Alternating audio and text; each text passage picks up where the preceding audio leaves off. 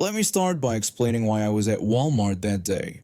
My sister works long hours at the hospital, and since I work from home, I often watch my niece during the day. It's a win-win situation. My sister gets reliable childcare, and I get to spend time with my favorite 7-year-old. Plus, my job allows me to take breaks whenever needed, which makes it perfect for running errands with a kid in tow. This day happened right when the coronavirus panic was starting to set in. You know, that time when everyone suddenly decided they needed enough toilet paper to last through the apocalypse.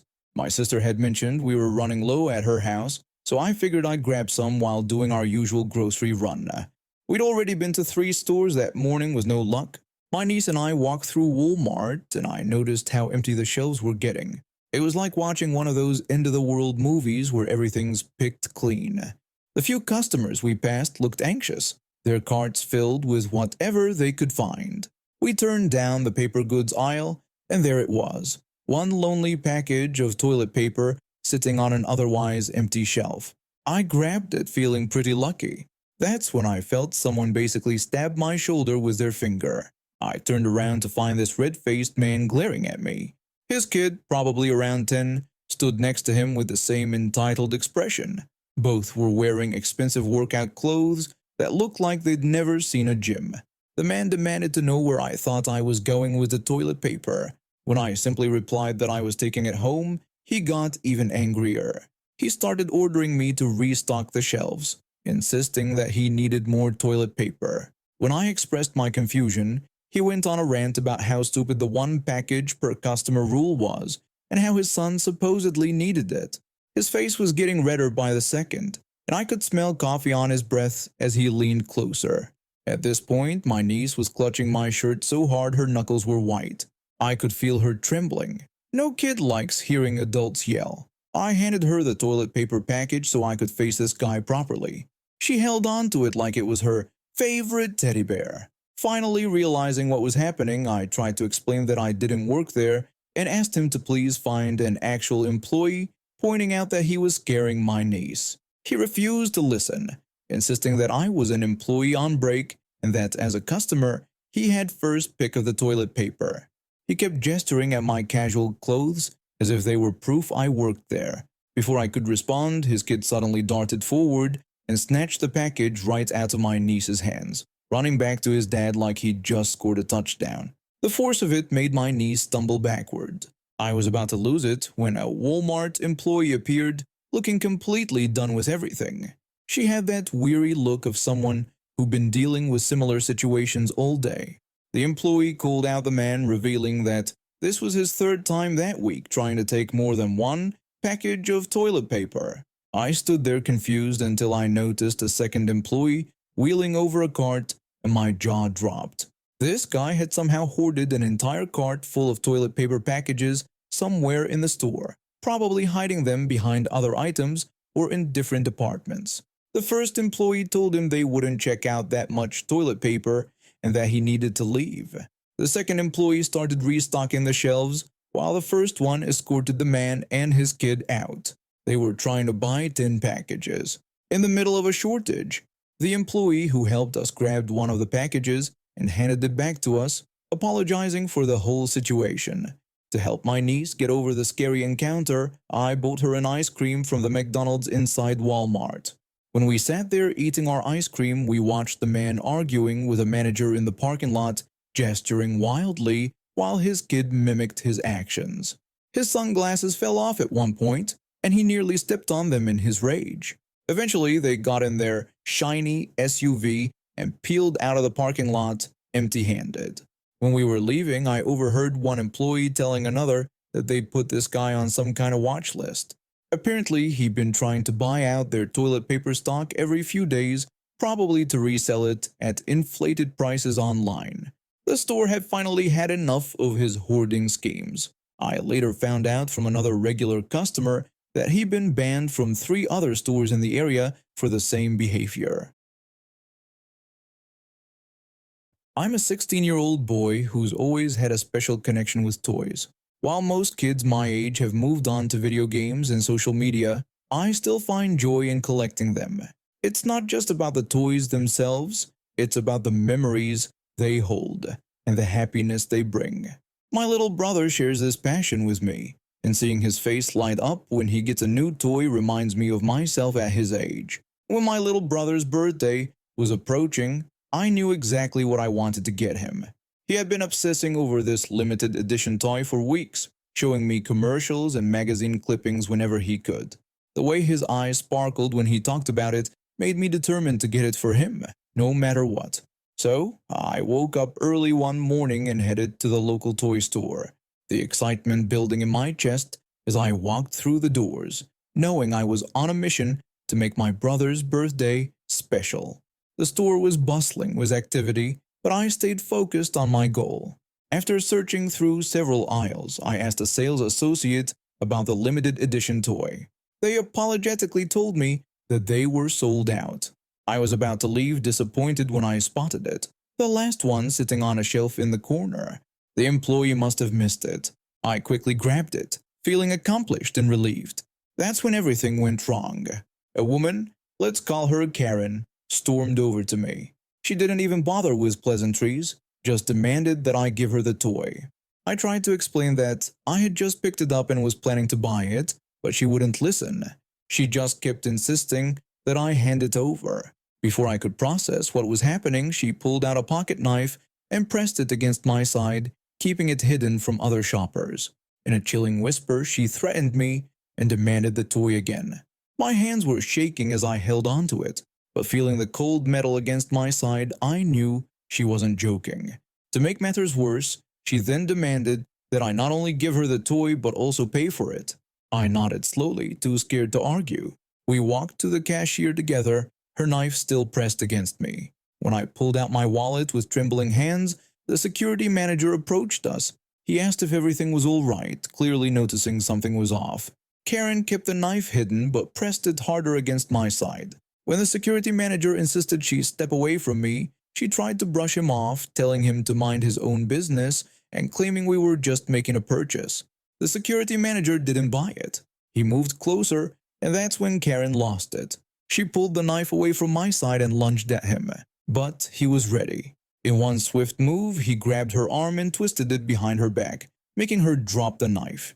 He then called for someone to contact the police. While we waited for the police, I called my mother. She arrived at the store just as the police were putting Karen in handcuffs. When I explained everything that had happened, my mother was furious and immediately told the police she wanted to press charges, emphasizing how Karen had threatened her son with a knife over a toy. The police took statements from everyone involved, and the store's security cameras had captured everything. In court, they showed the security footage of her threatening me and attacking the security manager. The judge was clearly disgusted by her behavior and found her guilty of assault with a deadly weapon, attempted robbery, and extortion. When Karen tried to defend herself by claiming she was just trying to get a toy for her child, the judge shut her down immediately. He pointed out the severity of threatening a minor with a knife over a toy and sentenced her to 5 years in prison, with no possibility of early release. When I finally gave my brother his birthday present, his joy made everything worth it. But now when I go toy shopping, I always make sure to bring my mother or father with me. You never know when you might run into another Karen. Let me tell you about one of my most memorable experiences from my time working at what we call the fancy bowling alley in town. I worked in customer service for over 7 years, with most of that time spent at this establishment. The place attracted quite an interesting crowd, mostly because it was considered the high-end option in our mid-sized town. We had all the latest equipment, polished lanes, and even a decent restaurant attached, which meant we attracted both serious bowlers and families looking for a nice evening out. I was pretty good at handling most situations, even when dealing with entitled customers. Our pricing was straightforward. Lanes were rented by the hour, typically $20 per hour. We'd give everyone a 5-minute grace period when they started, and if there were mechanical issues, or if a large group was near the end of their game, 8th frame or higher, we could offer an extra 15 minutes free of charge. Pretty reasonable, right? Well, Let me tell you about this one family that came in. It was a father, mother, and their two young daughters. The father was someone I recognized from our bowling leagues, one of those guys who thought they were professional bowlers because they owned a rolling bowling bag and some worn-out bowling balls. He had this massive belly that seemed to be a common trait among our self-proclaimed pros. My co-workers had already warned me about him. Apparently, he had a history of trying to get free stuff from us. He'd complain about everything from the lane conditions to the temperature of his nachos, always trying to get something comped. They started their session and opened a tab since we also had food service. About an hour in, I heard this loud crash. Now, if you've worked at a bowling alley, you know that distinct sound when a bowling ball hits the sweep, the mechanism that clears the pins. There's this tiny window where someone could hit it while it's moving, and wouldn't you know it, that's exactly what this guy did. I knew right away what had happened because this wasn't the first time someone had pulled this trick. He waddled over to my counter and demanded that I fix the broken lane immediately. I told him I'd call our mechanic right away and apologize for the inconvenience. The lane monitor was showing the jammed arm code, so I called our mechanic. It took him 2 minutes to fix it, which was pretty standard for this type of issue. After the fix, the father insisted he deserved 15 minutes of free time for the interruption. Since it was the first incident, I gave him the free time. Big mistake. I could see the calculating look in his eyes as he walked back to his lane, and I had a sinking feeling this wouldn't be the last time. Not long after, when his time was running low again, the exact same thing happened. He came over and told me the lane was broken again, demanding more time. Against my better judgment, I gave him another free 15 minutes, but then it happened a third time. This time I charged him for the extra time. Our policy clearly stated we only give one free 15-minute extension, and this was posted at the front counter in big bold letters that were impossible to miss. Fourth time, same thing, I charged him. Fifth time, charged him again. I could see him getting more agitated each time I told him there would be a charge, but he kept doing it anyway. When he finally came to settle his tab, all hell broke loose. The father exploded in anger when he saw the charges, yelling that they were wrong and demanding to see my manager immediately. His face turned bright red, and he was practically spitting as he yelled. When my manager arrived, the father went on a rant about how I was an idiot and complained about our lanes constantly breaking down. He was furious about being charged for the extra time, conveniently forgetting that he was the one causing the problems. I explained to my manager that I had given him 2 free 15-minute extensions, which was already more than our posted policy allowed, and after that I charged him for the additional time due to repeated incidents. I made sure to mention how each breakdown happened suspiciously close to when his time was about to run out. My manager reviewed the tab and not only backed me up but also decided to charge him for that second free extension I'd given him. My manager explained that according to our clearly posted policy, he needed to pay for all extensions except the first one. She even pointed to the sign right behind us as she spoke. The father completely lost it then. He started ranting about how our lanes were garbage and swore he'd never return to our establishment. His face was purple by this point, and his wife looked mortified as she tried to quietly usher their daughters toward the door.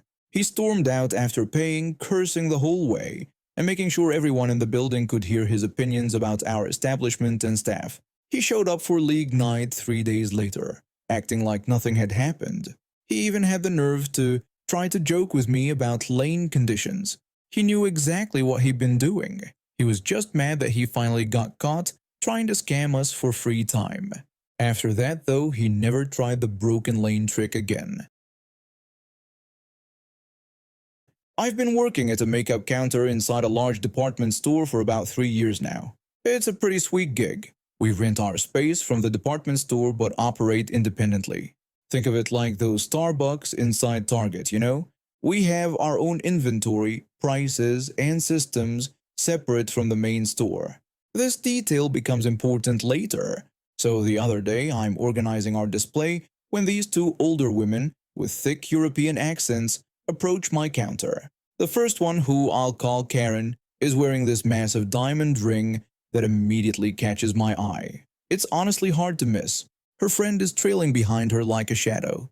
Karen slapped a coat on my counter and demanded to know the price with the discount.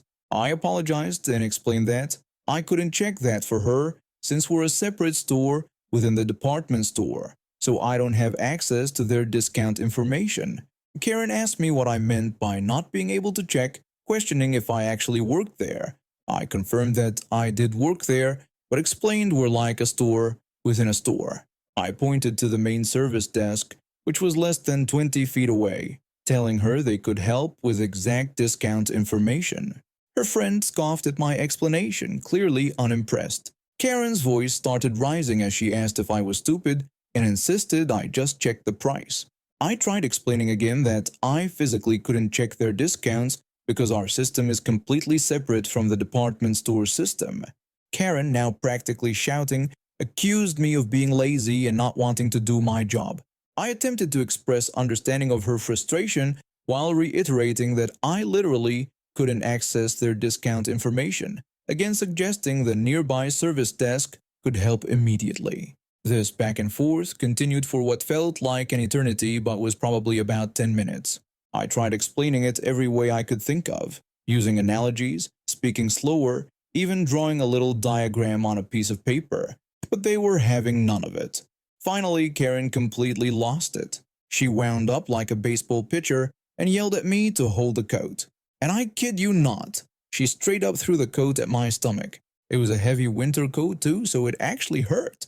Then they both stormed off, muttering in their language. I just took the coat and hung it on a nearby rack. It wasn't our merchandise, so honestly I couldn't care less what happened to it at that point. About 30 minutes later, I hear this blood-curdling scream from across the store. Guess who comes running back to my counter? Karen, but this time she's crying hysterically. Through her sobs, she told me she had lost her ring, claiming it was worth $15,000 and was pure 24-karat gold with diamonds.